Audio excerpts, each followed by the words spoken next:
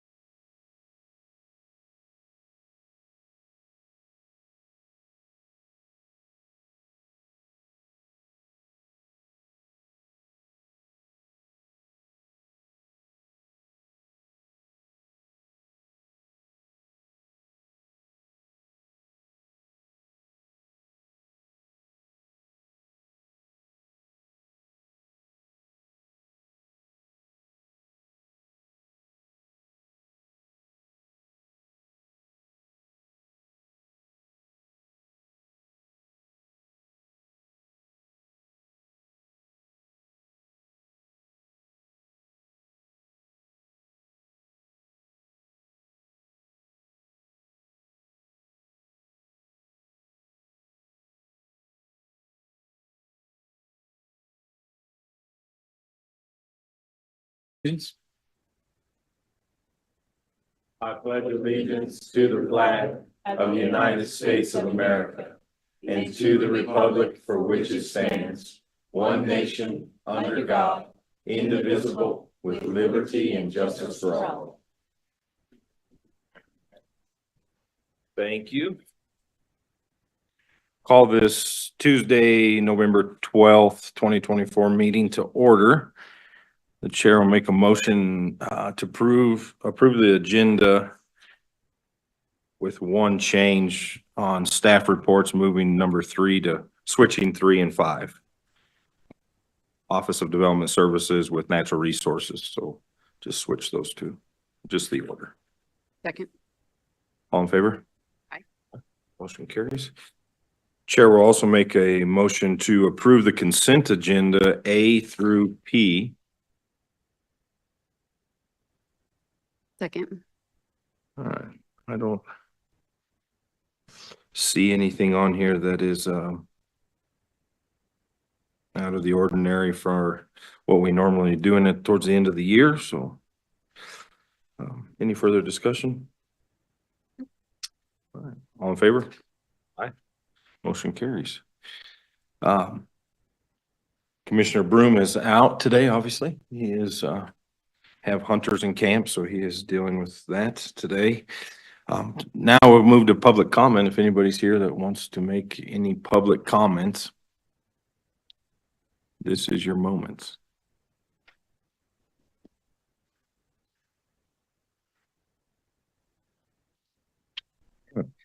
General discussion? Just a quick note to say thank you to all of the election judges that volunteered to help with the unusual count that we had, and our clerk and election staff. Appreciate all the work that went into that. For sure, much appreciated. Also, I think we a day late, but honor all the veterans yesterday. So it's always a good thing to do for who we are and what we get to do. Appreciate them. All right, so item number 1 is to appoint 3 fair board seats. The only thing that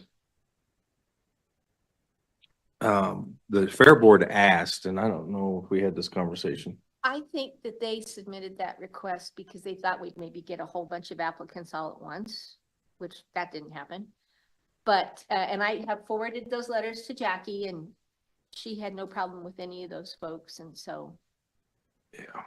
So I talked to the board, and they're obviously, they don't get to make a choice of what we do, but they would just like some input that if you're going to put in on a board, I think it's right. And so part of me would like to have a meeting with them and postpone this till the next meeting, just out of, because they've asked. I tried to call one of them this week and I didn't get a hold of them, but your thoughts on that? I don't have a problem with it. We would move the number 1 or table it till the 26th. Is that when our next meeting is? Yeah. The 26th. Mr. Chair, I would move to table the decision on appointing the 3 fair board seats until November 26th regular meeting. Nothing against the 3 people that put in at all. I just feel like this is a board that you put in, you know, they're expected to take a week, almost 2 weeks off of work almost to make sure that they do it. And so we want to make sure that, you know, we're all able to do that. So. All right. Motion is to table the board, the appointment of 3 fair board seats until the 26th of November. Any further discussion? Here none. All in favor? Aye. Aye. Motion carries. All right, staff reports. We will go to Road and Bridge.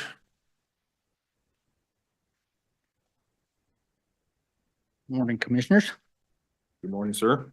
Guess you guys have one of these papers that I got. So this is just pertaining to the retainage that we held back when we paid for our road striping services. Road and Bridge Department is advertised for the release of final payment in the Craig Daily Press on October 16th and again on October 23rd No notices of claims or outstanding payments have been received by the road department. We would like consent to make final payment to Stripe Lot Inc. in the amount of $9,689.32. Okay,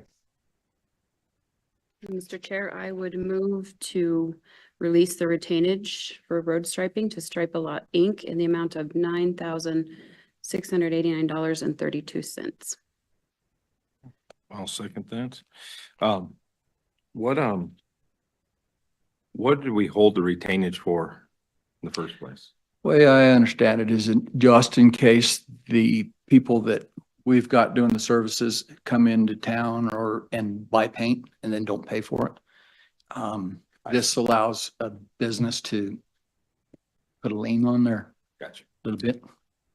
On our retain. Yeah. Normally, I've seen retainages, but Right. it's on big projects Right. where they're holding back 10% to help pay. I think our bonds and bottom those. line's 50,000. Because Okay. I didn't used to have to do that until we I went got you. over 50,000 on the, so. Perfect, thank you. All in favor? Aye. Aye, motion carries. Thank you, senor. Thanks. All right, is Rachel here? Is she in that building? Wait, no, well, you go see if she's there.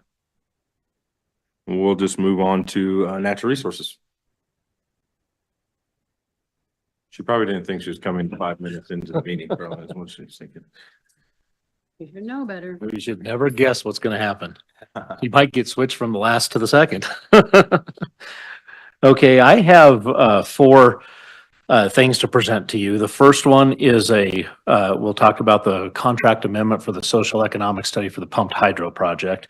That is in the amount of $10,050, and this is because additional work as we were developing the social economic study between R Plus Hydro and Moffett County, we realized there needed to be some additional things done, especially related to workforce, and neither company had the workforce data. So SWCA, our consultant, had to go out and get additional data to make sure we could fully analyze the economic impact of workforce. The 10,500 will not come out of county budget. That still is covered under the amount of the grant that OJT gave us to do the economic assessment. So I'm comfortable with that amendment, recommending it to you guys. Okay. Would you like me to, do you want to handle each of these separate or? do Yeah, you- I think so. Okay. They're all a little different, so. You ready? Yep. Okay. Mr. Chair, I would move to approve the increase of $10,050 utilizing the Office of Just Transition Grant for the pumped hydro contract amendment as presented. Second. Any further discussion? And this is to be wrapped up by the end of the year. Actually, it'll be wrapped up early December. So yeah, we're not far away from finishing it up. I would be very surprised if I brought a different contract amendment to you. I think this will finish it. Perfect. Looking forward to seeing. In fact, I should tell you, your next Tuesday commissioner meeting is going to have a presentation on the draft results. And then the night before, the land use board sees it. And we have a copy of. You do have a copy of the and been draft, looking yes. Through it, but I mean, it's, like reading legislation. One of the comments that we've put back to the company is to do a little more brief summary so that commissioner can read it and have an answer within 3 minutes. About 2.5 minutes after reading that, my ADHD's kicked in and I'm wanting to go look at, Yeah. something else, so. No, I get it. It took me a few days of going back through it in order to stay focused. All right, all in favor? Aye. Aye, motion carries. All right, Public Utilities Commission Attorney Contract Amendment. So the next three are going to pertain to the XL PUC hearings that are coming up. And so what we're doing is extending the contract that we used Casey Canulio and Laura Chartrand for. We're extending that to now cover the XL hearings that the first set of comments will be due in a couple days. They have bid the project at $69,300. And the second document that'll be in front of you is an MOU between us and the city of Craig to each share in half of those costs. This is less than the total cost of doing the tri-state hearing, even though it's the same amount of work. And some of that's due to the fact that they've already done background work on our community and we'll be able to not have to charge that full amount. And they were pretty clear that, hey, if you might be under this, right? I mean, They do. In fact, in their document, they say that if they don't hit that amount, they view this as a maximum. If they don't hit that amount, it won't be charged. Perfect. Okay, Mr. Chair, I would move to approve the attorney contract amendment with Cornelio, it's her official, Cornelio Consulting LLC for the total amount of $69,300, recognizing that half of that will be our responsibility for the Public Utilities Commission work with Excel. Second. Any further discussion? I hope they, Appreciate you working on that, Jeff. I think, see what happens, right? Yes, right. I should point out, we don't expect near of as large of a settlement. If we even end up settling, we don't expect the dollar figures to even be on the same plane as what it was with Tri-State, just because of the lower percentage of ownership that Excel has in our area. If we would have known Tri-State was getting 2.5 billion, we would have asked for more than what we asked for. We would have. It would have affected things. All in favor? Aye. Aye, motion carries. All right.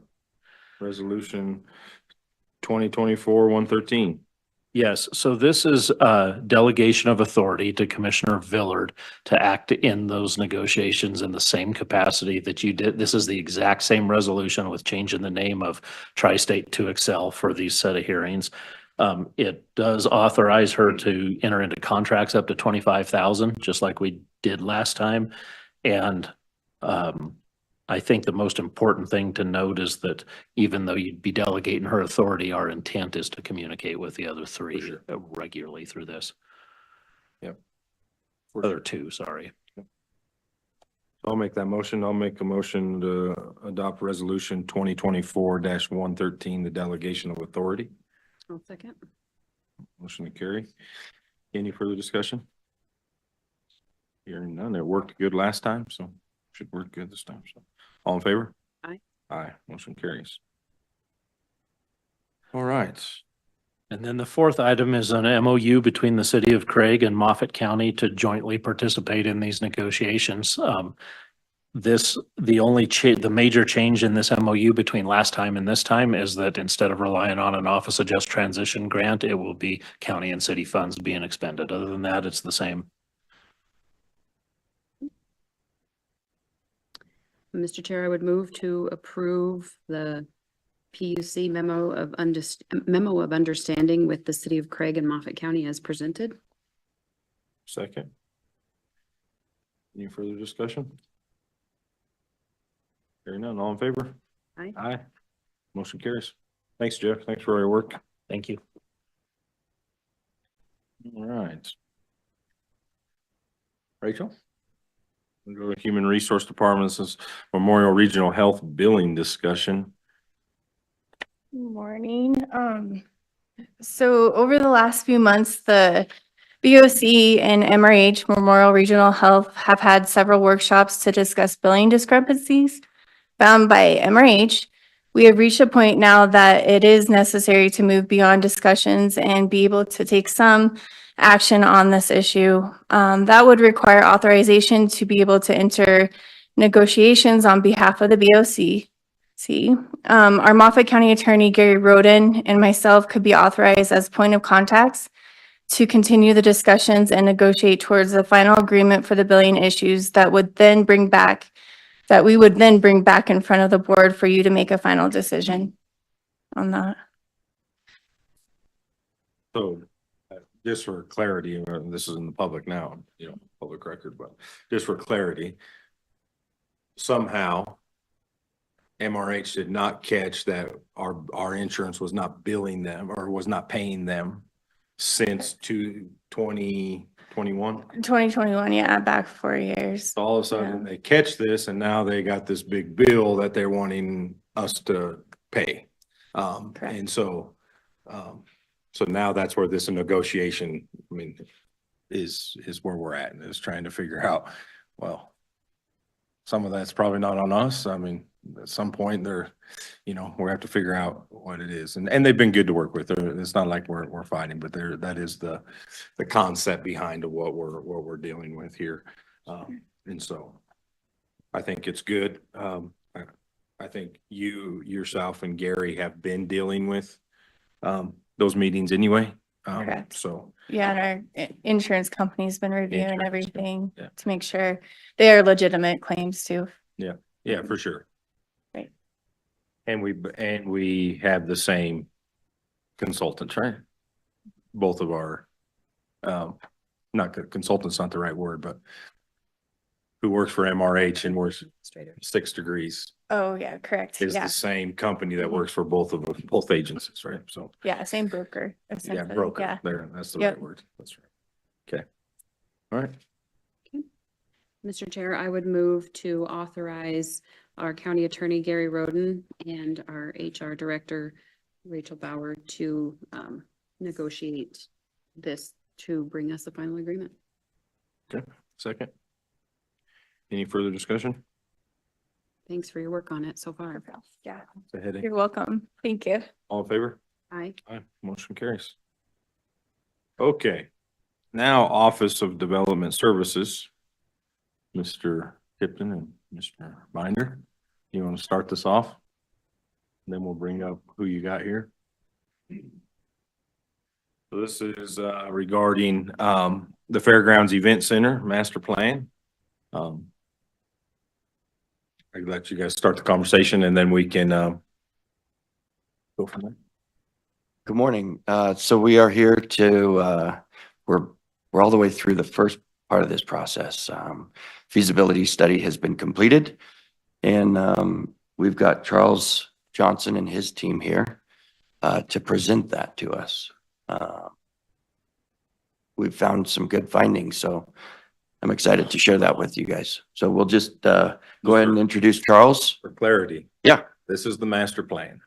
This is not the final drawings or any of Nope. those things. This is just the master plan before you can get to the next step. And Yep. so I think we need to be clear on that. Like, this isn't what is going to happen exactly. These are just the final or the master plan so that we can move to the next stage of, Yes.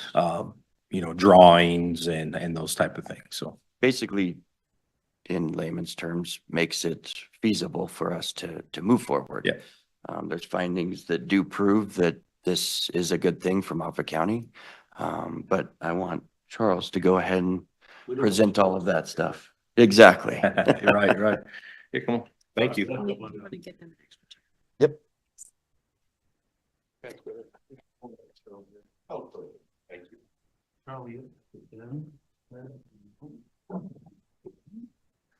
I've got a specific reason. So you can't get away. All right, good morning. Good morning. Good morning to you. My name's Charlie Johnson and It's on, I think. It's on. It was on. Now it's off. There you go. all right. My name's Charlie Johnson, President of Johnson Consulting. And the way we're seated is I am market and finance and business planning. Claire will introduce herself in a second, but she's what consumers and people want, as well as how the grounds work. And Charlie is the architect that's done the design and the programming for the building. We've had other participants as well.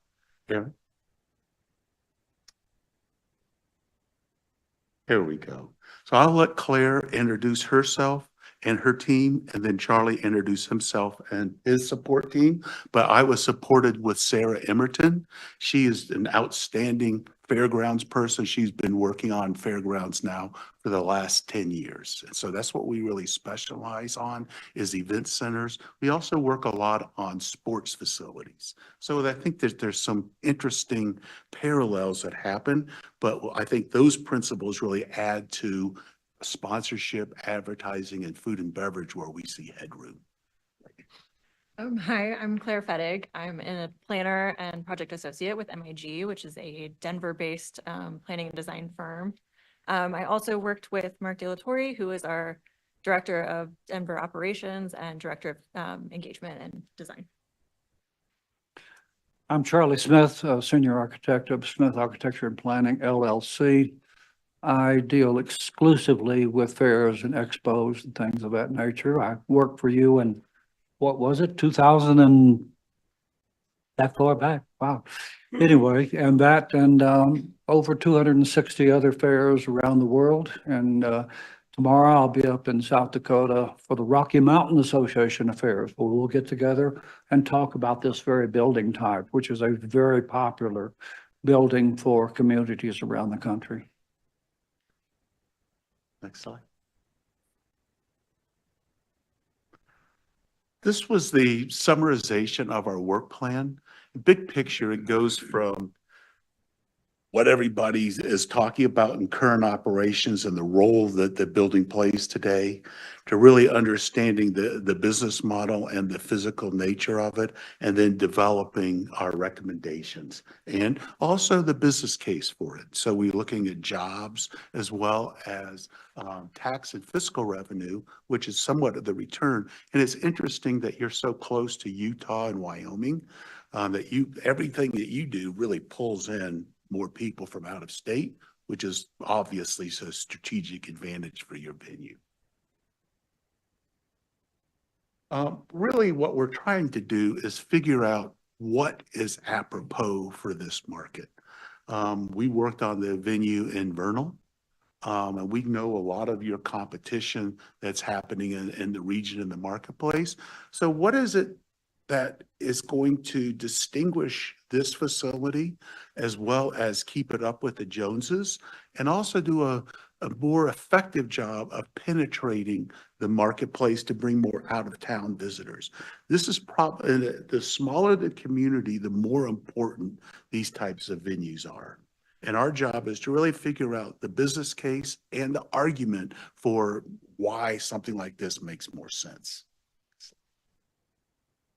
So, you're very modest in terms of the size of staff you have, well-run.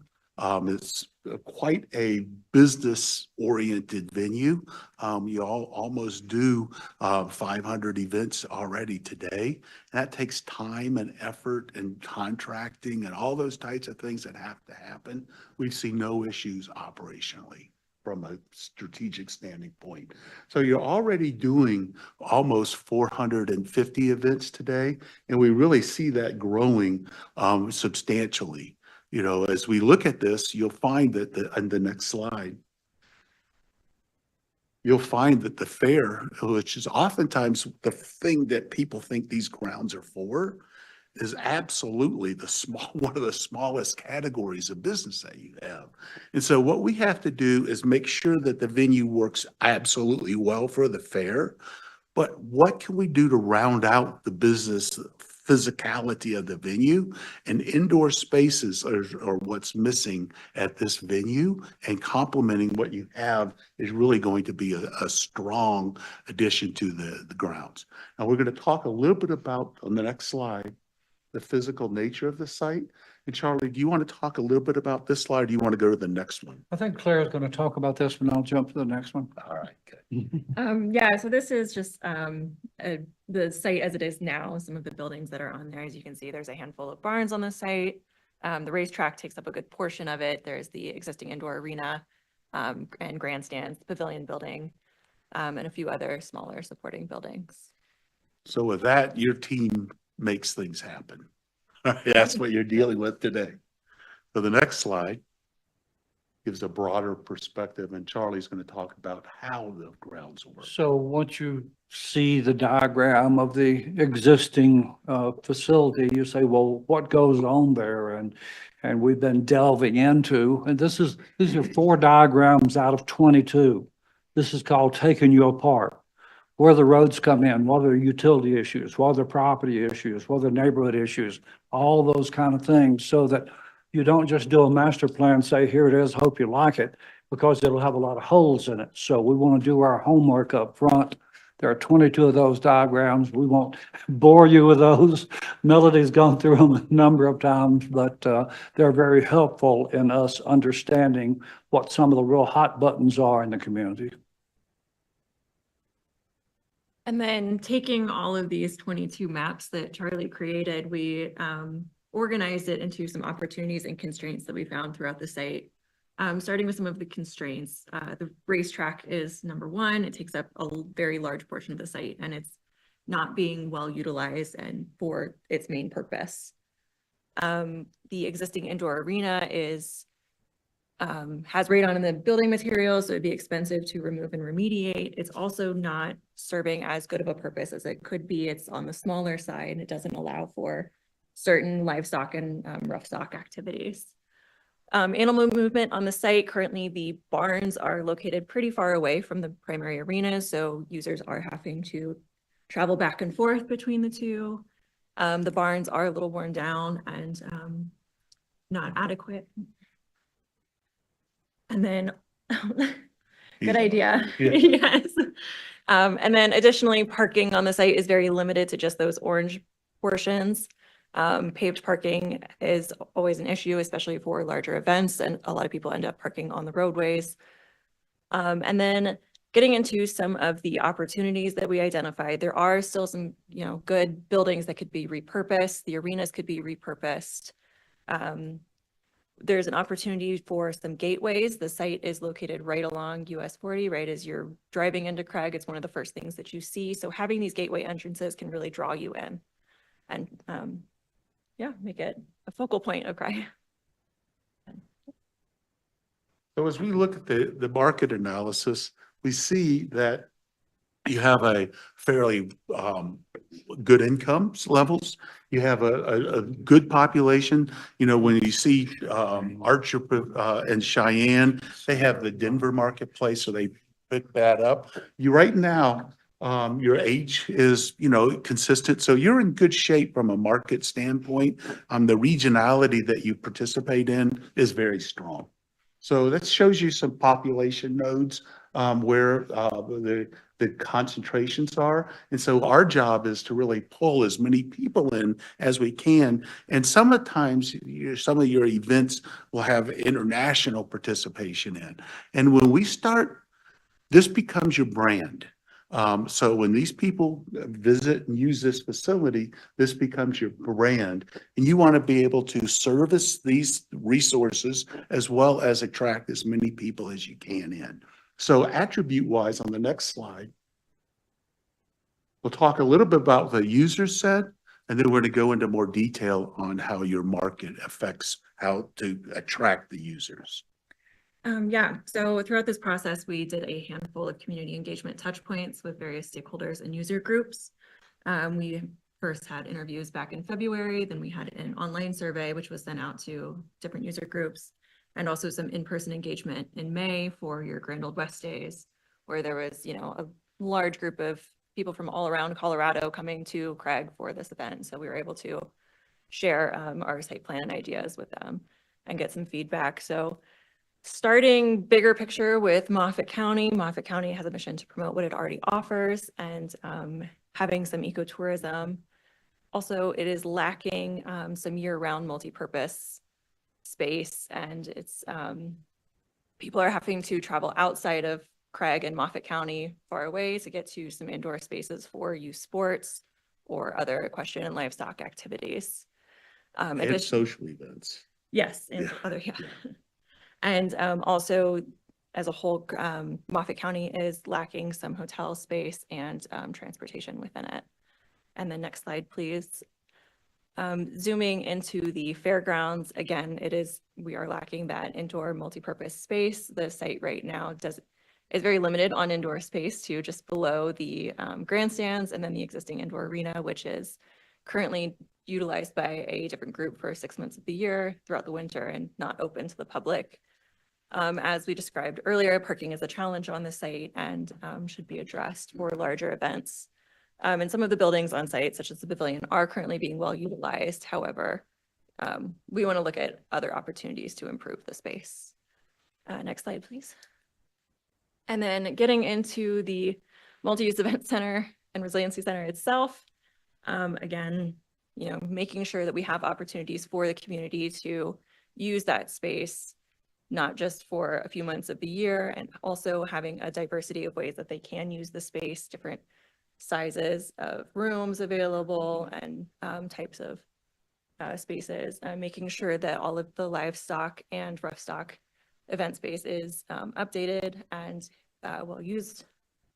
And also accommodating, you know, new event types such as youth sports or expos and trade shows, and really drawing people into Craig and Moffat County to use this space.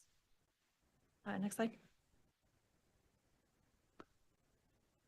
Oh, Wanna wrap that Yeah, last one up? okay, yeah. I guess, yeah. So building on all of that, these are just a few of the ideas and ways that the site could be used for some different events. Again, equestrian events and agricultural events, getting to some more educational and 4-H events, making sure that a variety of groups can use this. We already are doing 400 and some odd events. You touch every kind of thing already. So you'll get oddball things, you'll get weddings, you'll get all kinds of stuff. And new spaces provide opportunities for new types of things. It also makes each event have the opportunity to be better. Food service should be better across the board because you have facilities like that. All those things will notch up in terms of quality and service. All right, we have a series of these that tell you, basically what it tells you is you're relatively competitive with respect to population. You're at the smaller end, so it has to take more work, but your demand is proportional. So if you're in a giant place with a giant population, you'll do more. Your penetration rate overall in terms of comparative number of events and those types of things is in very good shape because these attributes are in line with, you know, the other markets that you're participating in.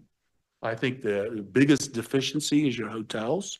The type of space that you're building has the opportunity to lever that, but it also takes community growth and other tourism attributes to make these types of hotels work. But this is a big step in the right direction to get more hotel space.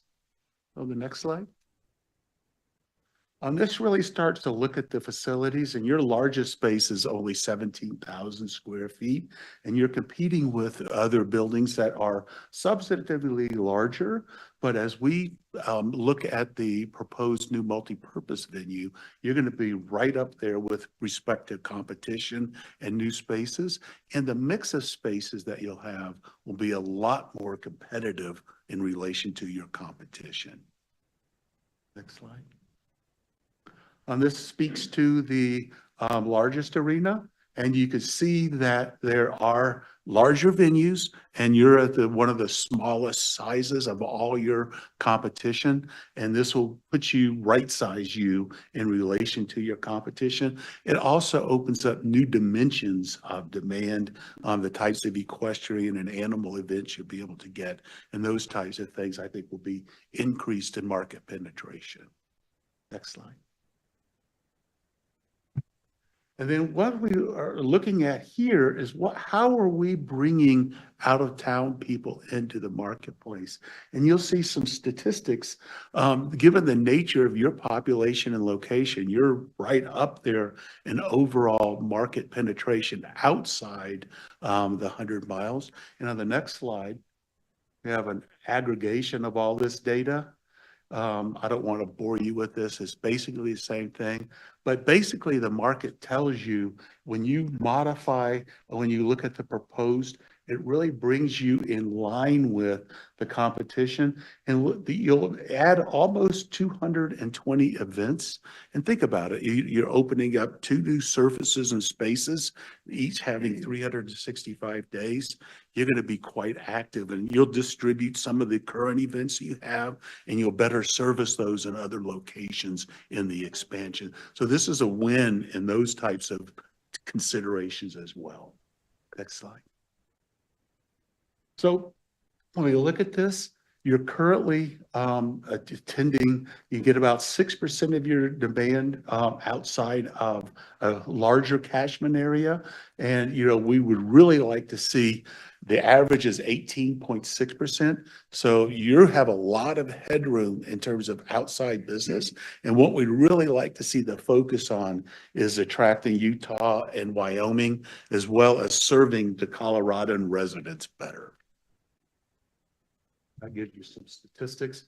So as a rule, most facilities are county operated. Some of them have a non-for-profit. So the way you operate is very consistent with many other fairgrounds around the country.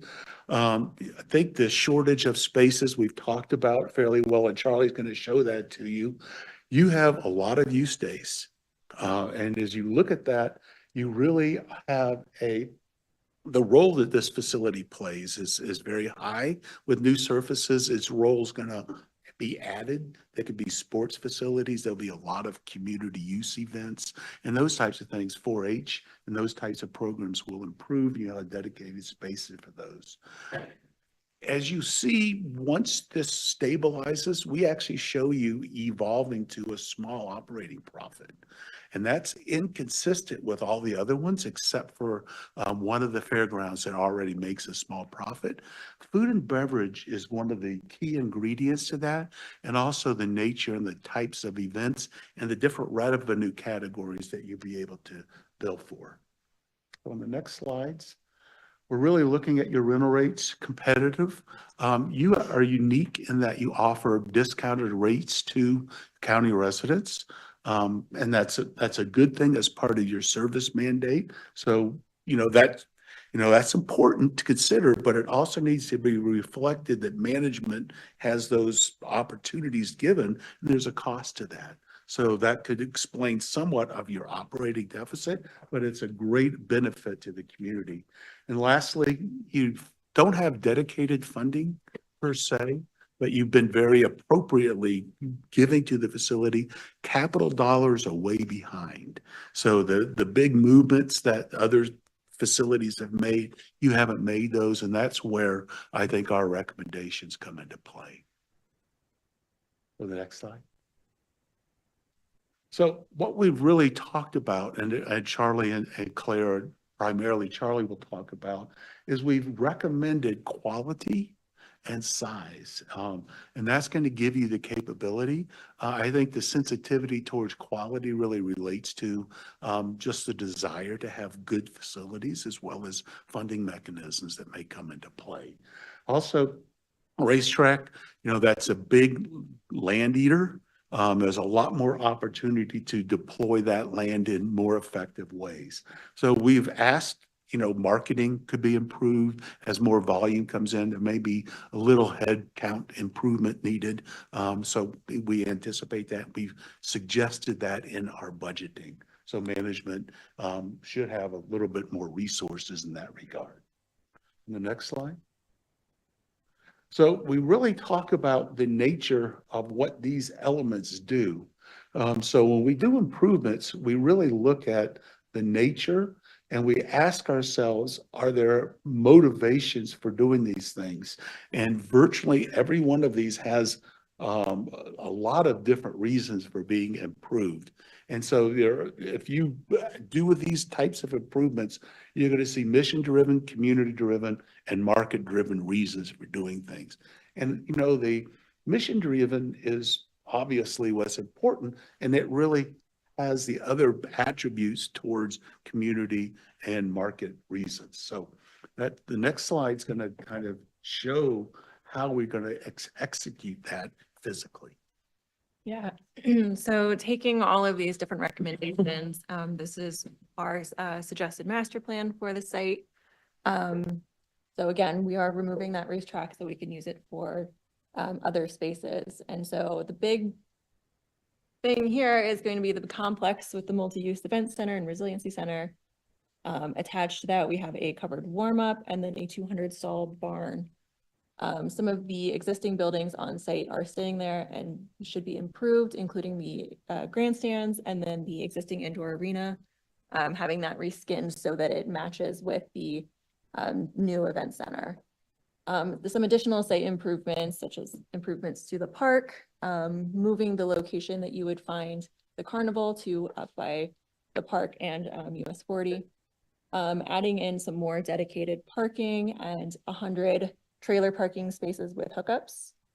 And really making sure that we keep a sort of front of house, back of house. So keeping more of the operations on that portion off to the east that is a little bit off the main campus. We're adding in some circulation improvements, a roadway around the site so that you can have better access with loading into the barns. And then we're also still keeping the existing arenas as they are and using that the racetrack, the straight piece that is in front of the grandstands right now, turning that into a dedicated arena. Claire, I think that one really good aspect of the plan as well is there's like a new niche with the old so that we can use these arenas here for warm up, coming in the main warm up, and then the main arena itself. Yeah. So it does take advantage of those existing facilities. And provides more flexibility overall with having a variety of different arenas. And then, so because this is such a large task all at once, we did take a phased approach to it. If you can go to the next slide. So the very first phase is keeping it a little bit smaller and incorporating the event center first and making sure that we have that space, including a little bit of the plaza space for the campus field, doing the improvements to the existing indoor arena, adding a little bit more paved parking where possible. And then next slide, please. Phase 2 will be adding in much more dedicated parking. We'll be adding in the covered warm-up arena and the barn. And this phase approach helps us, allows you to grow a little bit slower as well, and scale up the size of events. Also having a drop-off within the plaza for some additional activation of the site. And the next slide, please. And then the final phase is developing that eastern portion, completing the circulation on the site, adding in more parking, more trailer parking, adding in some storage facilities and moving that fair manager shop over to that side. And next slide. So here is an aerial of the existing site. This was taken back in May during the Grand Old West Days event. So as you can see, the racetrack is being used for parking, not actually as a racetrack. You have a lot of stuff going on at this time with the rodeo and with the carnival. And the next slide, please. And then, so this is our proposed site, just an aerial in the same way. As you can see, the building is now taking up a much larger portion of the site. There's much more dedicated parking on the outside. The arenas are staying as they are. There is that activated plaza. And then the carnival is pushed up by the park and along US 40 still. So it is visible as you're coming in. And then next slide, please.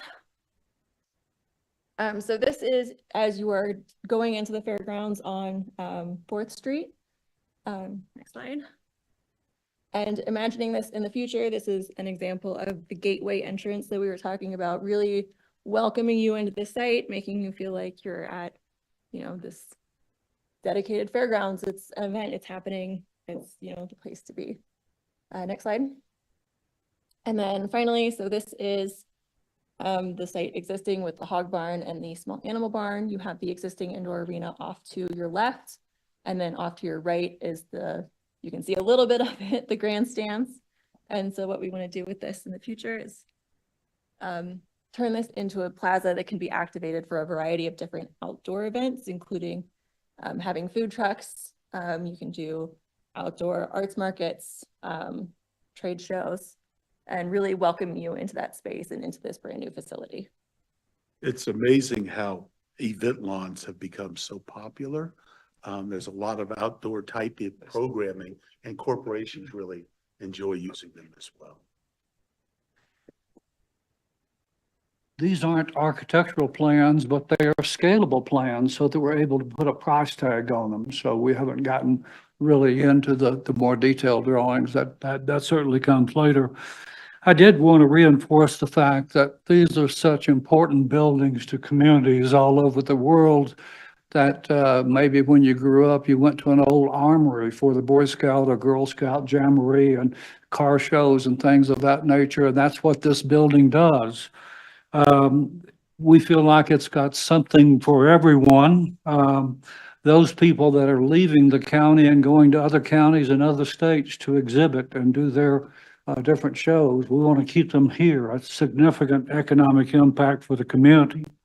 We've had multiple interviews with different user groups to be sure that we're ending up with a concept that does work for all the rodeo folks and the car show folks and others that want to use this facility for meetings and trade shows and things of that nature. I've got a list, I call it my Heinz 57 list, the 57 things you ought to be doing in this building. And that's the way the building is designed, to allow you to do all those, sometimes simultaneously. On the left side of this building here is a two-story element. It has restrooms and concessions up above. I'll talk a little bit about what's up there.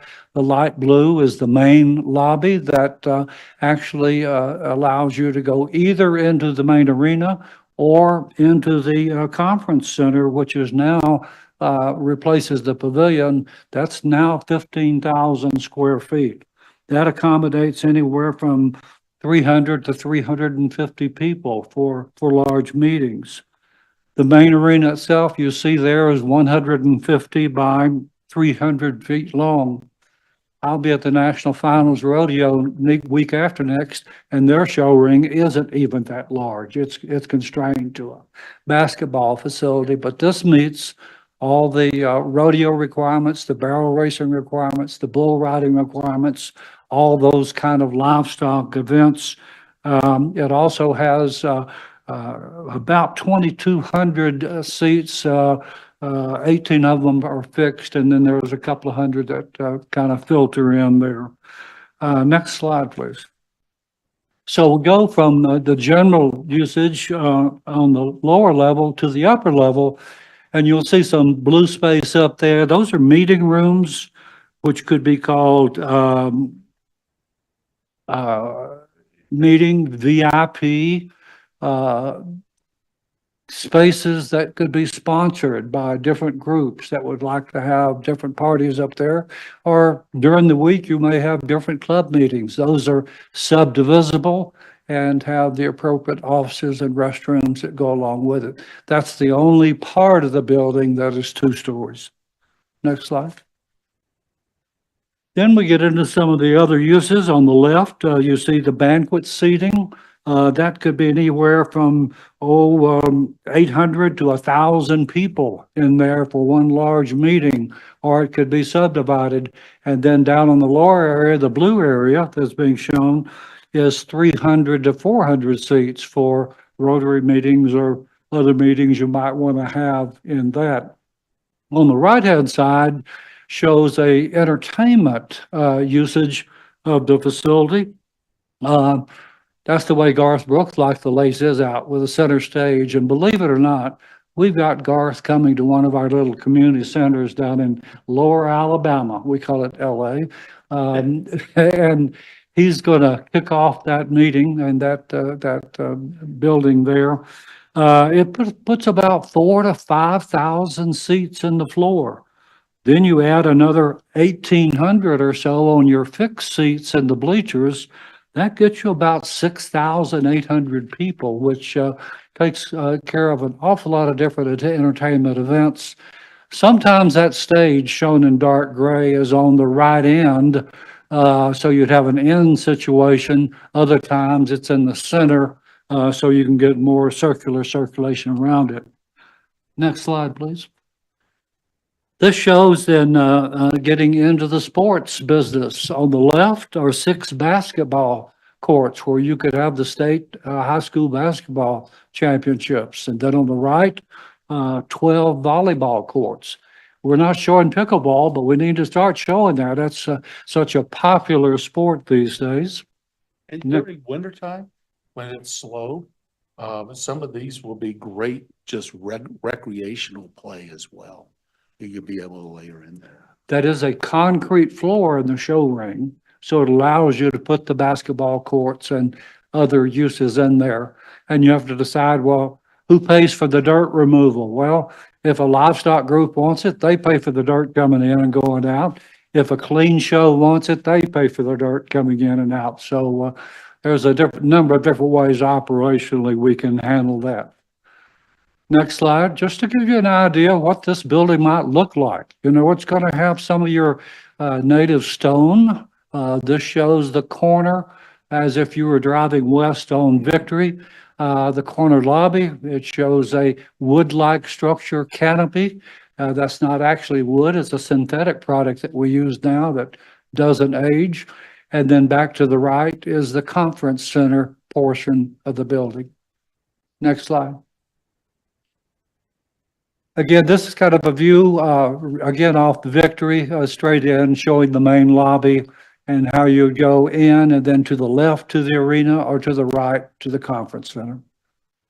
Next. And then a view from the grandstands, conference center on the left, main arena to the right.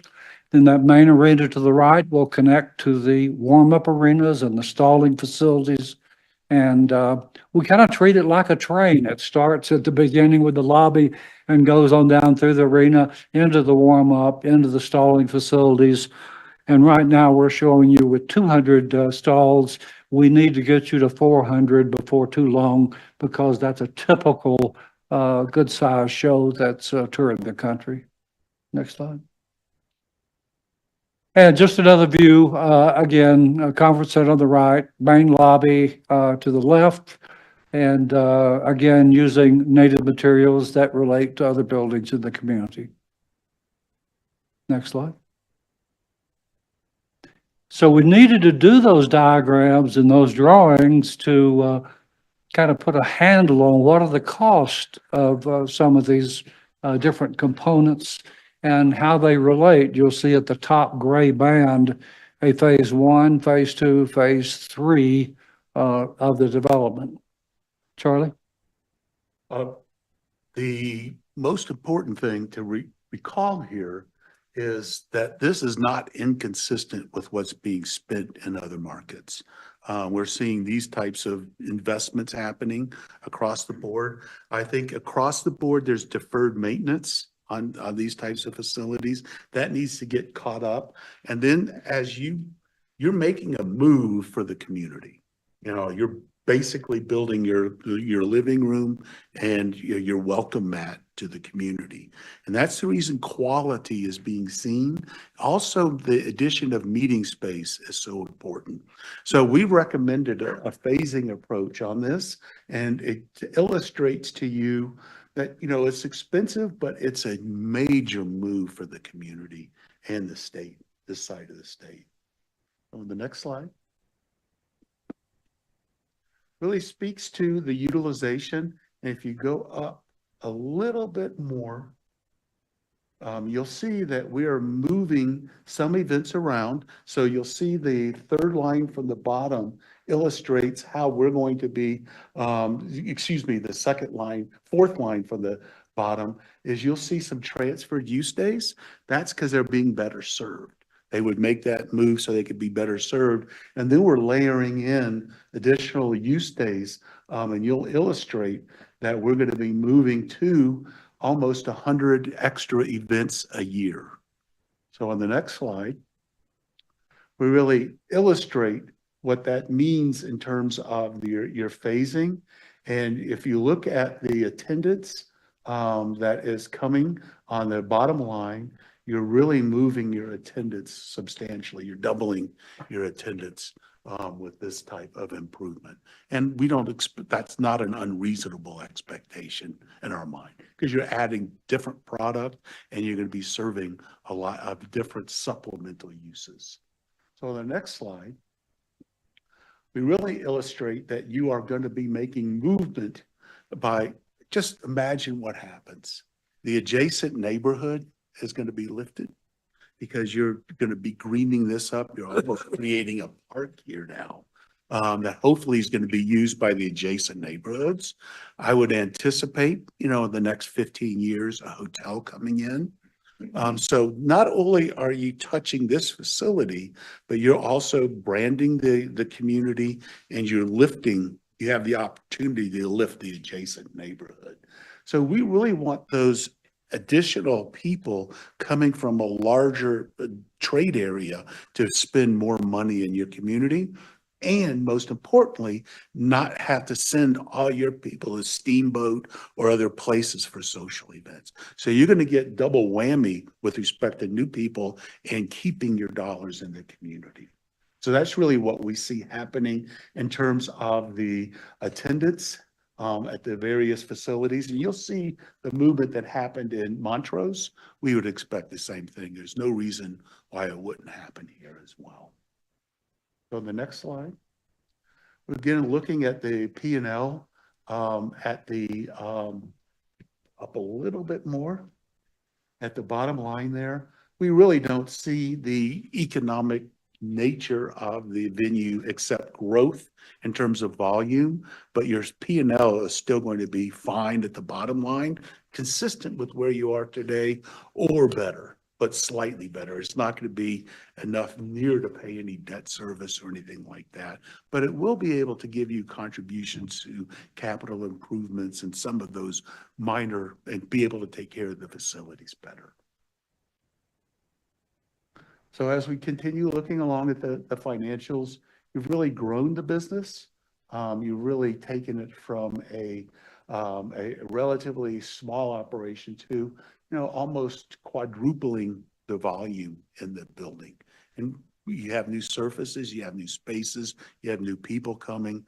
That's not hard to visualize. Go on the next slide. Start looking at economic impact. What we really want to see is, the overall spend. So you have in year 5, you'll have a $6 million business in the community. And that's grown from 3 million. So you've doubled the size of the impact. You're currently responsible for about 30 jobs in the community, and you'll almost double that over the time of stabilization and growth. And then there are tax revenues. They're collected by a variety of jurisdictions. So it's hard for a facility like this to capture those revenues. So that's the reason governments come in and help, because they kind of reinvest these facilities. And also communities make decisions, say, we don't necessarily keep enough tax revenue, but when we look at a library, we don't think about it that way. This is a community service asset, economic development asset, and also something that makes a contribution to its livelihood, to the economies of the community and the region.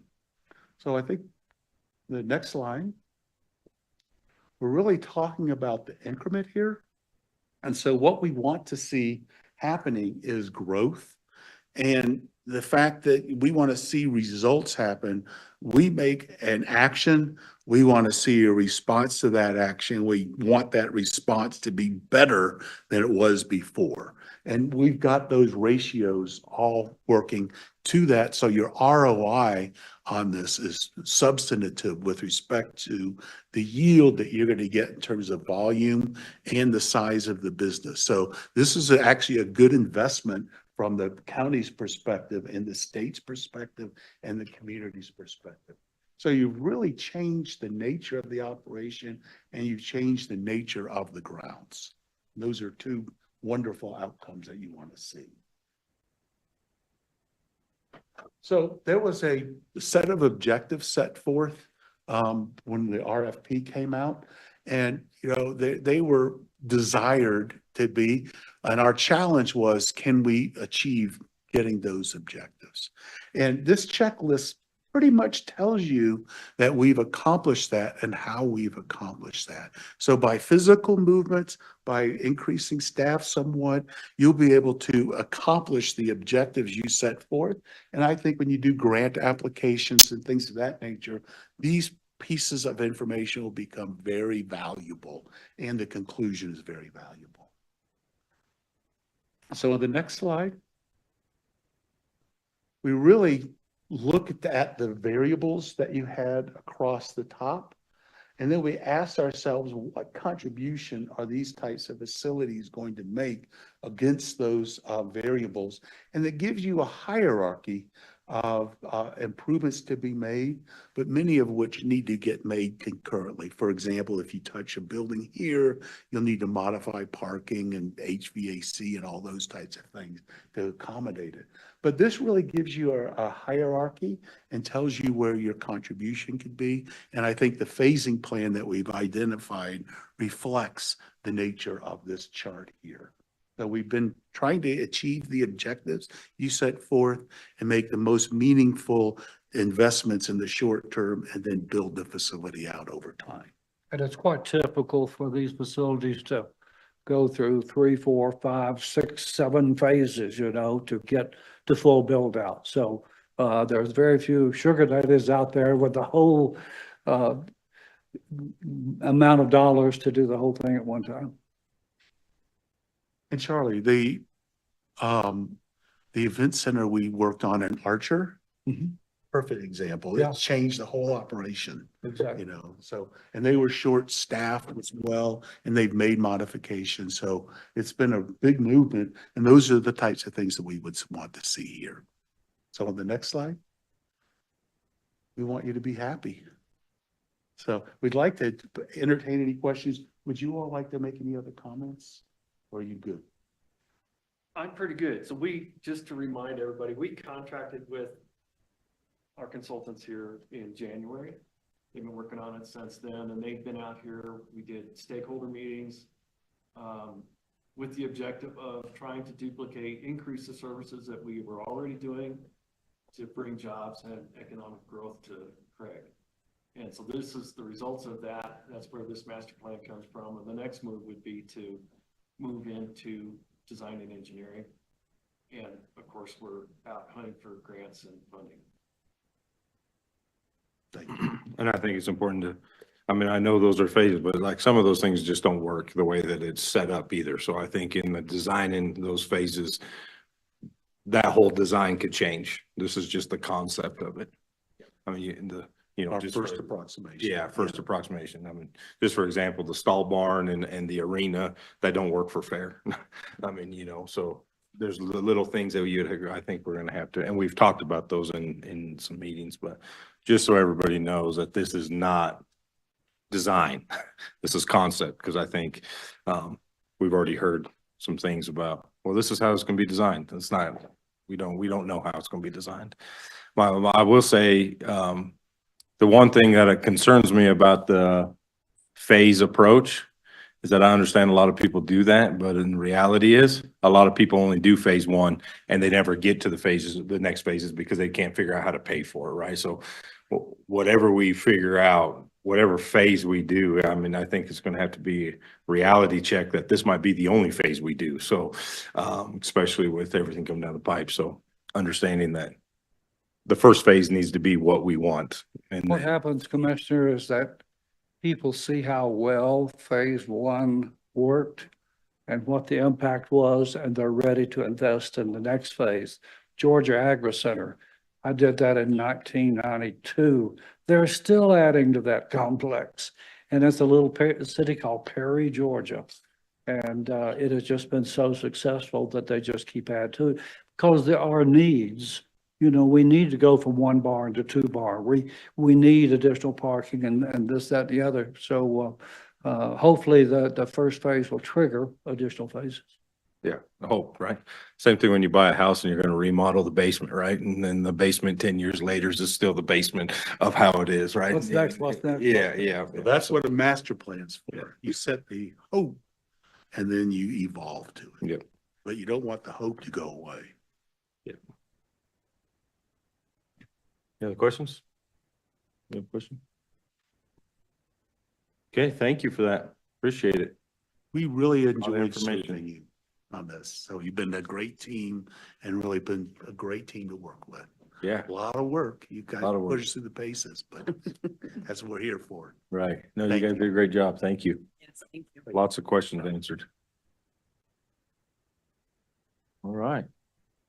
Last but not least is we have, in presentations, we have Colorado First Conservation District, Casey Green, with a program update. How are you today? Good, how are you? Good. Thanks for having me. Mine's not near as exciting Oh. as theirs. So, I guess, Aaron, would you mind pulling up the map that should be on the second page of that one? There we go. So we just like to try to give you an update, probably yearly. First of all, to thank you with your cooperation and your support for the Conservation District and the work that we're doing. And also all of the work that we've done for the conservation plans for the renewable energy developments coming into Moffat County. I think that's going to be a great partnership moving forward. Sorry, I always get nervous when I'm sitting right at this table. Yeah. It's weird. Right here where Donald sits. Yeah, that would be so much better. Test it out. Yeah. So what you're looking at here, this map is, the state lines aren't really showing up very well, but this is the United States, and the pink outline is the sagebrush ecosystem in the Western United States. So the sagebrush ecosystem is the largest contiguous ecosystem in the continental US, and it takes up about 175 million acres. The reason that is important is because it is extremely important to just the health of the land in the United States. They're home to tribal and rural communities. They're drivers of agricultural economics, and they host a diversity of wildlife, some that aren't found anywhere else in the world. One of those big ones being the greater sage grouse. And I don't know, I didn't zoom it in to just Colorado, but you can see that Northwest Colorado lies right within that sagebrush ecosystem. So what that brings me to is every year the Conservation District, we hold local stakeholder meetings to target what are the most important natural resource concerns for the people in our community. And over the last few years, one of the biggest resource concerns we have found is invasive annual grasses.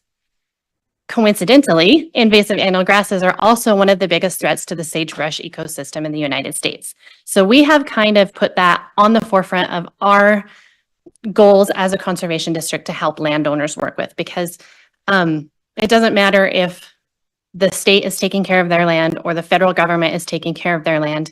If the private landowners are not helping to support that, then the whole system falls apart. So our goal as a conservation district is to support private landowners to keep their land healthy.